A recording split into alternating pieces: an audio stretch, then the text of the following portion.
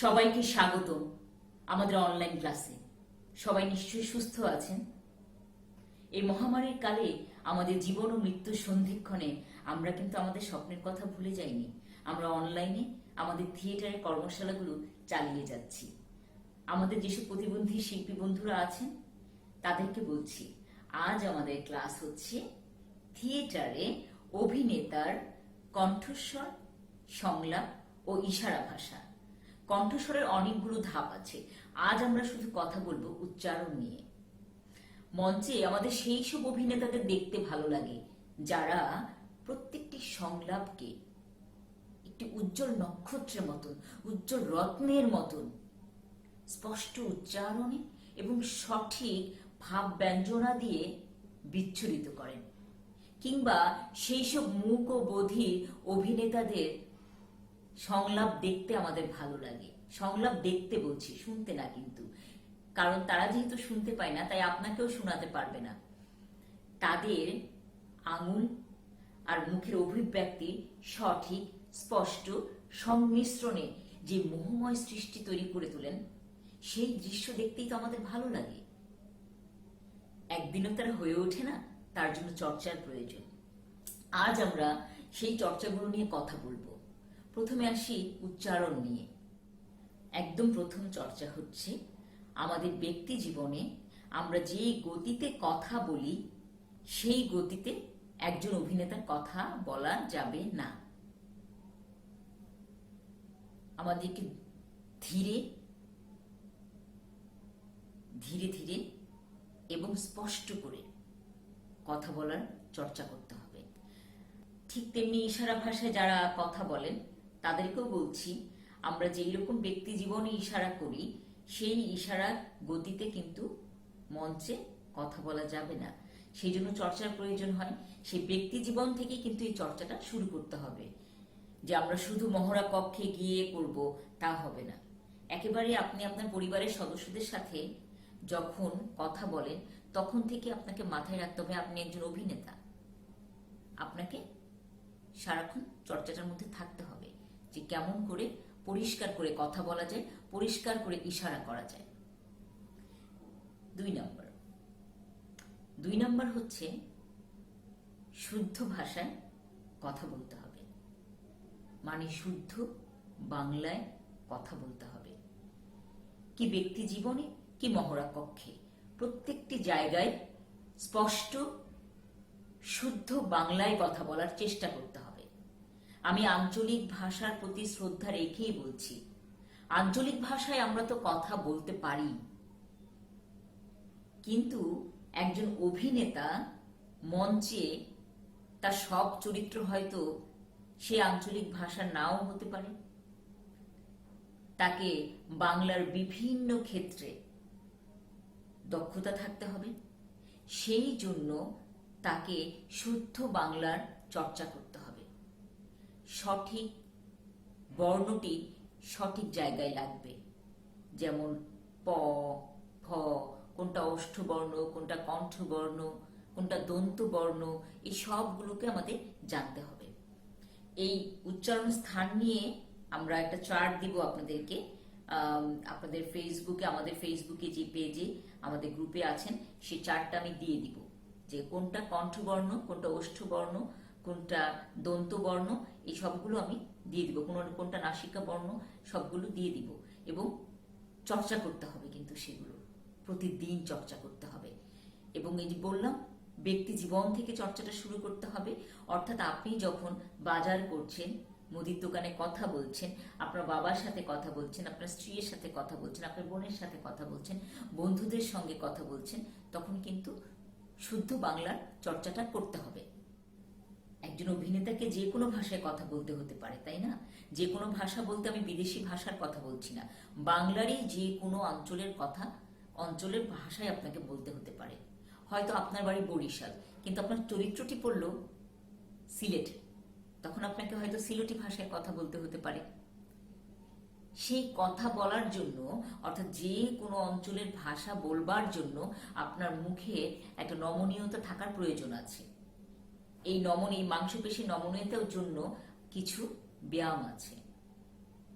বিশেষ করে জিভ, ঠোঁট এবং চোয়াল। আমি জিভের অনেকগুলো ব্যায়াম আছে, তার মধ্যে আমি 3টি দেখাচ্ছি। একটা হচ্ছে, যারা আমাকে দেখতে পাচ্ছেন না তারা একটু মনোযোগ দিয়ে শুনবেন। আপনার ঠোঁটের সামনে 4টা আঙ্গুল থেকে দূরত্ব বজায় রেখে আপনি বাম হাতের তর্জনী, শুধু তর্জনী, বাকি সবগুলো আঙ্গুল বন্ধ কিন্তু, তর্জনীটি আপনার ঠোঁট থেকে 4 আঙ্গুল দূরত্ব বজায় রেখে রাখবেন। তারপর জিভটাকে বের করে সেই তর্জনীকে স্পর্শ করার চেষ্টা করবেন। অর্থাৎ মনে করবেন যে আপনার জিভটাকে কেউ টেনে বের করছে, জোরে টানছে, জোরে প্রসারিত করবেন।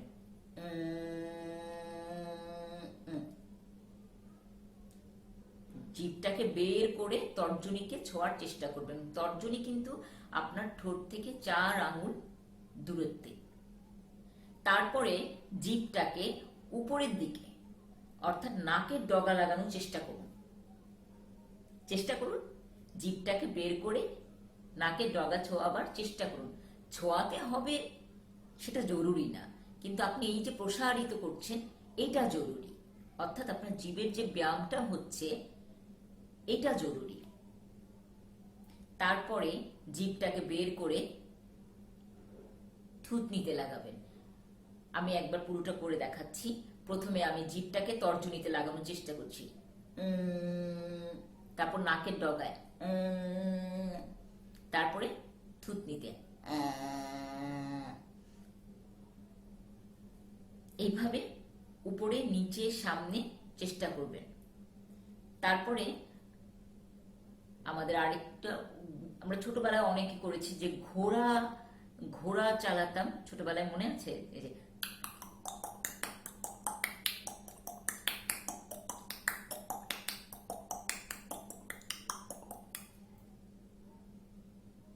এই আওয়াজটা করতে হবে। যারা আমাকে দেখতে পাচ্ছেন না যে আমি আওয়াজটা কিভাবে করছি, তারা একটু মনোযোগ দিয়ে শুনুন। আপনার জিভটাকে তালুতে, ঠিক টক খেলে আমরা যে আওয়াজটা করি এই আওয়াজটা,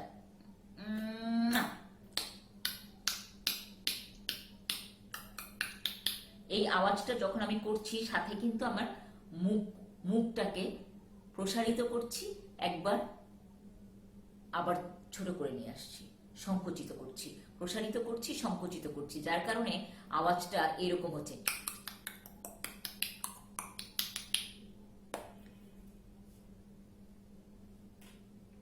এটা কিন্তু নিয়মিত চর্চা করতে হবে। জিভটাকে কম্পন করবে, এটা লাগবে আপনার র, ল এগুলো উচ্চারণ করার ক্ষেত্রে। দেখবেন অনেকেই বা অনেক অঞ্চলে র এর উচ্চারণটা কম হয়, কিন্তু যখন আপনি শুদ্ধ বাংলায় কথা বলতে যাবেন তখন কিন্তু রটা ঠিক জায়গায় লাগতে হবে, না হলে সংলাপ কেউ শুনতে পাবে না। এটা অনেকেই হয়তো করতে পারেন না, তাদের জন্য আমি একটু সহজ করে দিচ্ছি। আপনারা বলবেন হার হার, হাটা বলে হার, জিভটা কিন্তু কাঁপছে, যারা শুনতে পান না, কথা বলতে পারেন না, তারা নিশ্চয়ই দেখতে পাচ্ছেন আমি কি করছি। জিভটাকে ভিতরে কাঁপাচ্ছি।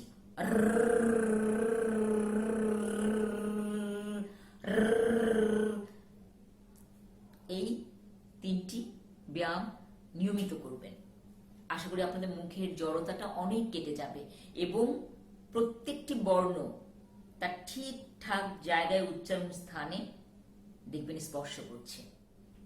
এরপরে আসি আমরা ঠোঁটের ব্যায়ামে। ঠোঁটটাকে আমরা প্রথমে সংকুচিত করে ফেলবি, সংকুচিত একদম কুচকায় সরু করে উচ্চারণ করলেই আমাদের মুখটা দেখবেন একদম শুরু হয়ে যাচ্ছে। উ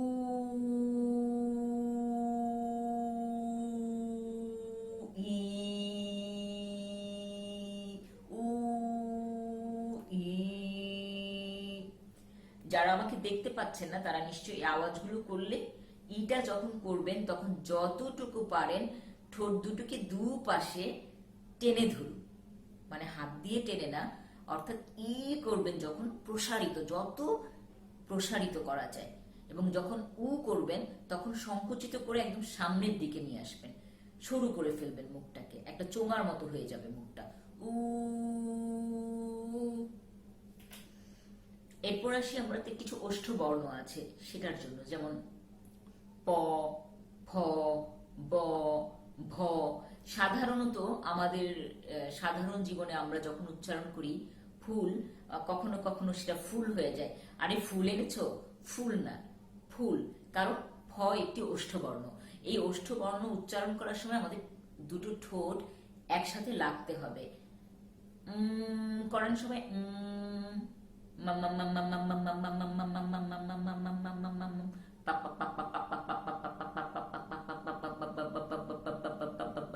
যখন দেখবেন শিশুরা কথা বলা শেখে তখন কিন্তু সে কথা বলার আগে আওয়াজগুলো করে,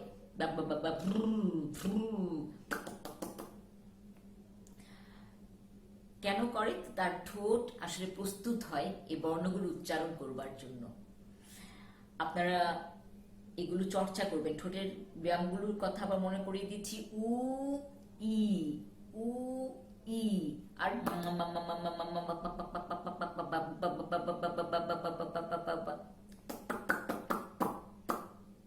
মনে থাকবে। আরো একটি ব্যায়াম আছে এই উচ্চারণ ঠিক করবার জন্য, আমরা বলি টাং টুইস্টার, মানে জিভটাকে বেশি করে ব্যবহার করার। টাং টুইস্টার মানে এটা একটা ইংরেজি শব্দ, কিন্তু আমাদের এই মুখের ভেতরের ব্যায়ামগুলোর জন্য এই বিভিন্ন কবিতা আছে কিংবা লাইন আছে যেটাতে হচ্ছে একই বর্ণ ঘুরে ফিরে আসে।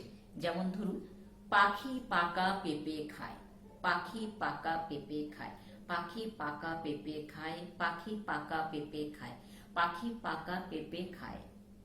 ইশারা ভাষায় যারা আছেন, যারা মূকবধির, তাদের জন্য এরকম শব্দের এক্সারসাইজ নাই, কিন্তু এই যে পাখি পাকা পেঁপে খায়, এটার যে ইশারা ভাষা বা এটার যে ইশারা, এইটাই যদি আপনি হাতে স্পষ্টভাবে, যেমন এখানে প্রথমে ধীরে ধীরে পাখি পাকা পেঁপে খায়, পাখি পাকা পেঁপে খায়। ঠিক ইশারা ভাষায় যারা আছেন, আপনি উপরে নিশ্চয়ই দেখতে পাচ্ছেন, ইন্টারপ্রেটার করছেন যিনি, তিনি বারবার এটা করছেন। আমি বলবো ভাইয়াকে পাখি পাকা পেঁপে খায় এটার একটু সাইনটা করিয়ে দেখুন। যিনি করলেন, যেই সাইনটা করলেন, সেটাকে আপনি স্পষ্টভাবে বড় করে চর্চা করতে হবে। রেগুলার যে কোনো একটা লাইন নেবেন কবিতার, তারপর সেটা বারবার বারবার পড়া, প্রথমে ধীরে পরিষ্কার করে ধীরে ধীরে, তারপরে সেটা দ্রুত করে পড়ার চেষ্টা করতে হবে। দ্রুত করে পড়লেও মাথায় রাখতে হবে আমার কথা যেন স্পষ্ট হয়। সুকুমার রায়ের খুব সুন্দর সুন্দর কবিতা আছে, আর অনেক কবিতা আছে, কাজী নজরুল ইসলামের কবিতা আছে। হ্যাঁ, সব মানে বিদ্রোহী কবিতাটা পড়তে পারেন, কিংবা মাইকেল মধুসূদন দত্তের মেঘনাদ বধ কাব্যটা পড়তে পারেন, প্রথম পাতা। যারা দেখতে পান না বা ব্রেইলে হয়তো নাই সেটা, তাহলে রেকর্ডিংটা শুনতে পারেন। আরেকটা বড় এক্সারসাইজ হচ্ছে নিজের কথা রেকর্ড করে শোনা। নিজের কথাটাকে রেকর্ড করে, কোনো একটা কবিতা পড়ে রেকর্ড করে আবার শোনা, যে ঠিক পড়েছেন কিনা বা আসো আপনার কাছে ভালো লাগছে কিনা। এবার ইশারা ভাষা অভিনেতাদের কাছে আসি। আপনারা ঠিক একই রকমের, আগেও বলেছি যে ব্যক্তি জীবনেও ধীরে সুস্থে পরিষ্কার করে ইশারা করা চর্চা করতে হবে, ইশারা করার চর্চা করতে হবে। আরেকটি বিষয় হচ্ছে আপনাদের এই জন্য আঙুলের এক্সারসাইজ গুলো করা বারবার, কারণ সাধারণ মানুষের সাথে অভিনেতার তো একটা পার্থক্য আছে, তেমনি মূকবধির আপনারা যারা সাধারণ অভিনেতা ছাড়া যারা আছেন, তাদের 100 মানুষকে 1000 মানুষকে কোনো নাটকের অংশ দেখাতে হয় না, তো তাদের ছোট করে করলেও অসুবিধা নেই। কিন্তু আপনি যখন মঞ্চে, আপনার জন্য 1000 মানুষ সামনে আছে, সেই 1000 মানুষের শেষ মানুষটা পর্যন্ত আপনার ইশারা যেন পরিষ্কার বুঝতে পারে যে আপনি কি বলছেন। যেমন শুভ সকাল, কি করি আমরা শুভ সকাল ইশারা ভাষায়?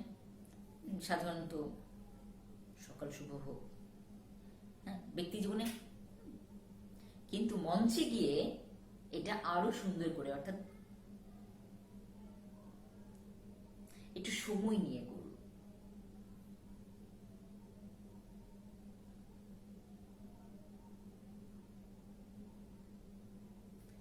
পরিষ্কার করে সাইনটা করুন। আরো একটা কথা হচ্ছে যে ইশারা ভাষায়, বিশেষ করে বাংলা ইশারা ভাষায় অনেক শব্দ নাই। যেমন আমরা যারা আমাদের সাধারণ জীবনযাপনে যে ধরনের শব্দ ব্যবহার করি, কবি, সাহিত্যিক, নাট্যকার ওনারা হয় আরো অনেক রূপক অর্থে অনেক শব্দকে অন্যভাবে ব্যবহার করেন। তো সেই ক্ষেত্রে আমাদের ইশারায় ভাষায় যেন অর্থ বদলে না যায় সেই দিকে একটু খেয়াল রাখতে হবে। যে হয়তো ওই শব্দটি আমাদের ইশারা ভাষার ডিকশনারিতে নাই, তাহলে এটার কাছাকাছি কি আছে, এই শব্দটার কাছাকাছি ইশারা ভাষা কি আছে আমাদের, সেইটাকে খোঁজ করতে হবে। দরকার হলে আরো একজনকে জিজ্ঞাসা করুন যে এইখানে কবি বা লেখক বা নাট্যকার কি বোঝাতে চেয়েছেন, আমি এটা কিভাবে বলা যায়। তো ইশারা ভাষায় সেই জিনিসটাকে চর্চা করা, যে একদম আক্ষরিক অর্থে অনুবাদ না করে ভাবার্থটা করা, ভাব ব্যঞ্জনা যেন ঠিক থাকে, ভাবটা যেন ঠিক থাকে। আজ এই পর্যন্তই। প্রত্যেকেই কিন্তু এখন থেকে ব্যক্তিগত জীবনে ধীরে ধীরে শুদ্ধ বাংলায় স্পষ্ট করে কথা বলার চর্চা করতে হবে কিন্তু।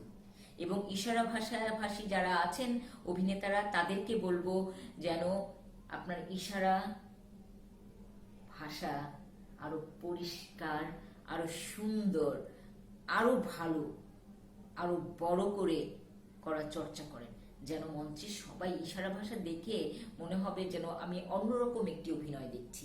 যদিও বাংলাদেশের মঞ্চে এখনো ইশারা ভাষা এখনো পর্যন্ত তেমন কোনো ব্যবহার হয়নি, শুধু রোমিও জুলিয়েট এন্ড ফিয়ারলেসই আমরা দেখেছি। তো এবং হয়তো আমি অন্য নাটকও হয়েছে, আমি দেখিনি। তো আমি এই দুটো নাটকের কথাই বলতে পারি। আরো আপনারা ইশারা ভাষাটাকে জনপ্রিয় করে তুলুন সবার সামনে, এবং অভিনয়ের ক্ষেত্রে একটি নতুন মাত্রা যোগ করবে ইশারা ভাষা। কাজেই আমি মূকবধির অভিনেতাদের বলবো আপনাদের ইশারা ভাষার প্রতি নজর দিন। ধন্যবাদ সবাইকে।